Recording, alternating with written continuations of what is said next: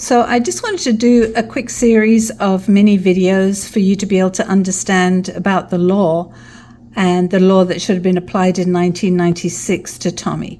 So the Nevada State Athletic Commission is bound by the Administrative Procedures Act, the APA. And it states, however, a statute or law, administrative regulation, cannot be conferred a retroactive effect just because the statute or regulation applies to prior conduct. The federal APA prohibits retroactive application of rules on past actions because that alters the consequences of those actions after the fact. So, in other words, you cannot apply a law that's in effect today to something that happened back in 1996 when the law was not in effect. So that's first mini video. So let's look real quickly at the law, the boxing license law that was in effect in 1996. It was NAC 467.027. And everything that I'm reading out highlighted is what it was in 1996. So 467.027, section 1, it goes, any boxer who has applied for a license or a renewal of his license must be examined by a physician certified by the commission to establish the physical and mental fitness for competition. Section 2. Any boxer licensed by the commission who participates in a boxing contest outside Nevada may be required to take this examination again before being allowed to box in Nevada. All right. Then the rest of all this is not applicable to 1996. And how do I know that? That's because I went ahead and contacted the legislature office to get an actual copy of what it was. So I just read you out what the law was in 1996, okay? So I went to the legislature and I asked for a copy of the laws of that boxing license, and they sent me Nevada Athletic Commission for filing administrative regulations, which the commission is bound by, comprehensive amendments to NAC Chapter 467, and it was notice date 11th of August 1997 and entering date September 30th 1997 and the date of adoption of September 30th 1997. As you can see, nothing was changed on the 1996 law until December 29th, 1997. Okay, and these are the laws. And then here are the minutes of the meeting of September 30th, 1997. So what did they add in 1997? Well, they added everything that I've marked off in red. And basically, they added, what's most important is they added this section 3A and B. So this is what was added in 1997. And it goes, an applicant or an unarmed combatant must provide with his application for license or for renewal of a license an original or certified copy of the result of a medical test that A, was performed by a laboratory no earlier than 30 days before the date on which the applicant is submitted, and B, shows that the applicant or unarmed combatant is not infected with the human immune deficiency virus.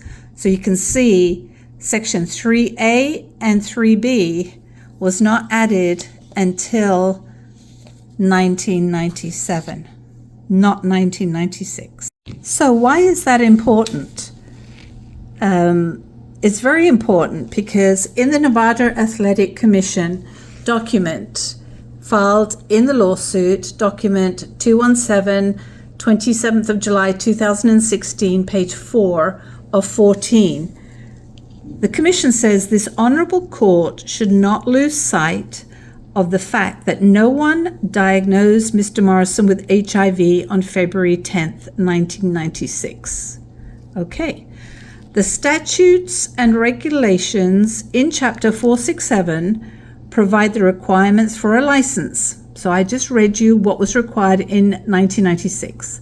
And here the Commission states in writing under oath, in February 1996, Mr. Morrison did not provide a completed application for an unarmed combatant's license when he failed to provide proof that he was not carrying the HIV virus as required pursuant to NAC 467.027 Section 3. Now, Section 3 was not added until 1997. Here are the minutes of the meeting, and in fact, it was not recorded until December 29th, 1997. So, no, Mr. Morrison did not violate 467.027 Section 3A or B or even C because they never existed until 1997. So during the lawsuit, newly admitted facts on February 25, 2020. This is a long time after 1996 and had been concealed since 1996. Could this be obstruction of justice? Could this actually waive the statute of limitations on this case? And the Commission says, granted, the 1996 version of NAC 467.027 only provided that a boxer had to establish that they were physically and mentally fit for competition. And that's the Nevada Attorney General's Office, February 25, 2020. And we know that's true because the regulations did not get changed until December 29, 1997. Okay, so where does that leave us now? So, granted, the 1996 version of NAC 467.027 only provided that a boxer had to establish that they were physically and mentally fit for competition. And that is confirmed by the Nevada Attorney General in order to get a license, right? So what did Dr. Robert Voy say? Dr. Robert Voy said, I did your required licensing exam and found you physically and mentally fit to fight that night. Dr. Robert Voy. So he said it was okay, as per the rules, for him to receive a license and that he was medically fit for it. So what else happened during the lawsuit? Okay, so the Commission then state, because the failure to provide a negative HIV test was relevant to the Commission in the decision to deny Mr. Morrison's license in 1996, the medical information contained in the test is not confidential by law.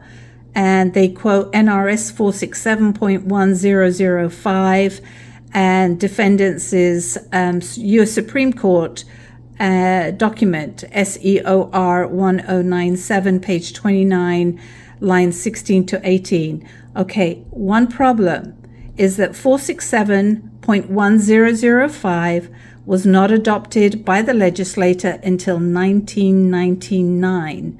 So that law does not apply to Tommy Morrison in 1996 or in this lawsuit. Okay, what other law was incorrect?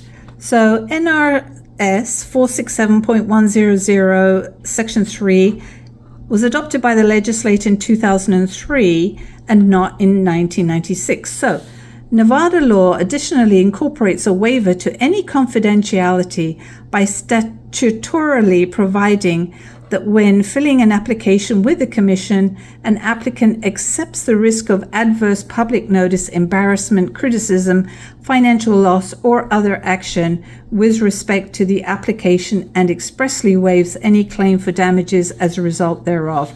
And they quote NRS 467.100 Section 3, which did not exist until 2003. So does this give the Morrison case a claim? Because it was not in existence in 1996. Okay, so let's continue, see what else here. NRS 467.100 Section 2. It was adopted by the legislature in 1999, not in 1996. And we've got the NSAC is the agency with sole jurisdiction over professional boxing in Nevada and is responsible for adopting and enforcing the professional rules in the state. NRS 467.070 Section 1. Accordingly, the Nevada State Athletic Commission has the authority to issue, suspend, and revoke boxing licensed in Nevada and may deny any application for any cause deemed sufficient by the Commission. And they quote 467.100 Section 2, which didn't come in effect until 1999 and not 1996. And the defendants filed that as docket 82, filed on the 30th of October 2015, page 4, lines 26 to 28. All right, let's go to the next one. NRS 467.100 Section 3, adopted by the legislature in 2003, not in 1996. So NRS 467.100 Section 3, as quoted by the Commission, thus an applicant waives confidentiality as well as any damages which result from the disclosure of the application information. And this is Nevada State Athletic Commission docket 253 on August 22nd, 2016, page 7, lines 24 to 26. One problem is that law was not in effect until 2003. Okay, what other law do we have here? So the Nevada Commission quoted NRS 467.100 Section 3 provides that an applicant has the burden to show general suitability, character, integrity, and ability to participate or engage in or be associated with contests or exhibitions of unarmed combat.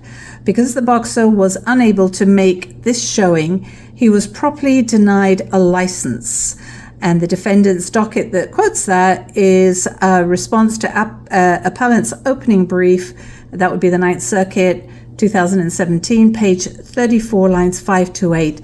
But they quote NRS 467.100 Section 3, which wasn't adopted until the legislature passed it in 2003, not in 1996. Okay, what other law did they apply in this lawsuit?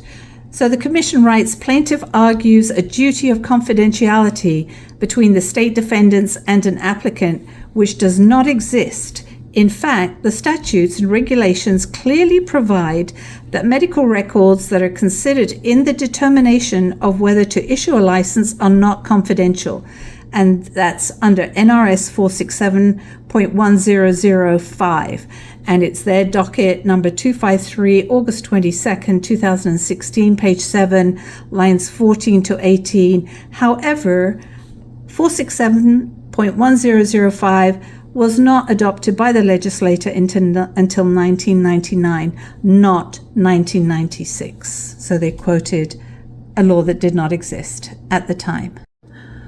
Okay, next one is the Commission writes, moreover, any medical record considered when deciding whether to grant his license is public information.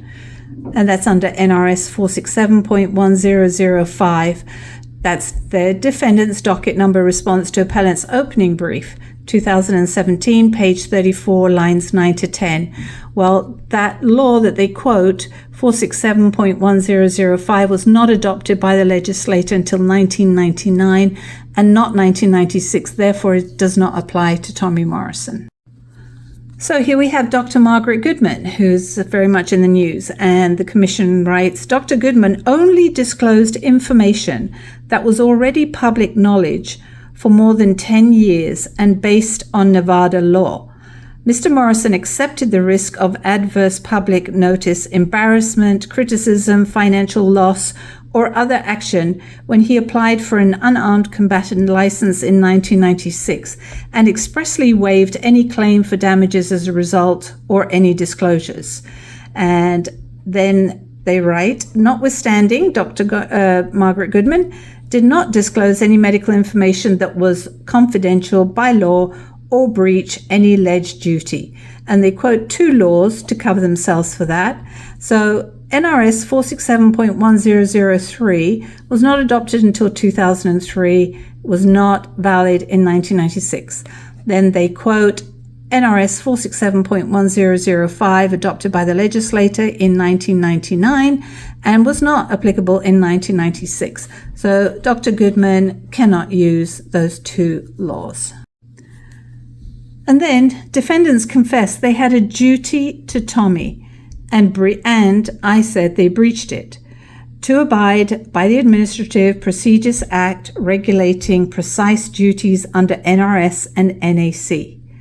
And the defendants themselves write, the precise duties are limited to those defined in Chapter 467 of the Nevada Revised Statutes and the Nevada Administrative Code. And that's their defendant's docket number 253, August 22nd, 2016, page 7, line 28. They breached their own precise duties.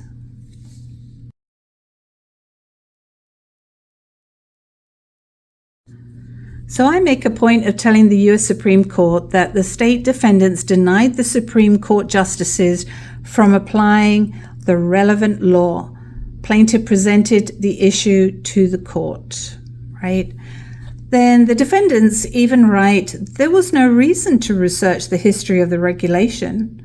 And that's in their docket 318, page 5, line 4.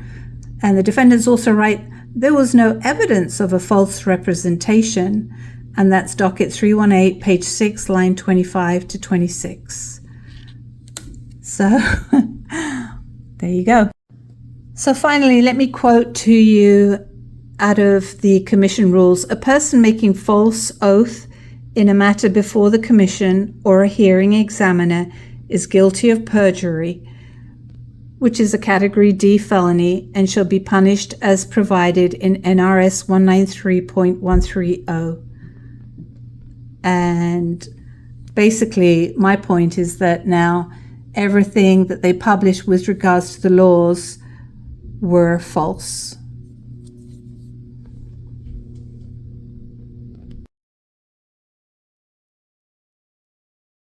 And just one final little law here, NRS 467.130, advance against purse by promoter to licensee prohibited. Permission of member of commission for advance to contestant for necessary expenses. No promoter may pay or give any money to a licensee before any contestant or exhibition of unarmed combat as an advance against a contestant's purse or for a similar purpose, except that the promoter may, with the prior written permission of a member of the commission, pay or advance to a contestant necessary expenses for transportation and maintenance in preparation for a contest or exhibition. So the requirement of having Don King pay out $100,000 prior to each of Tommy's bouts, as per the request on the attached letter, is not allowed without approval from the commission. And even so, $100,000 is probably excessive to transportation, maintenance, and preparation for a contest.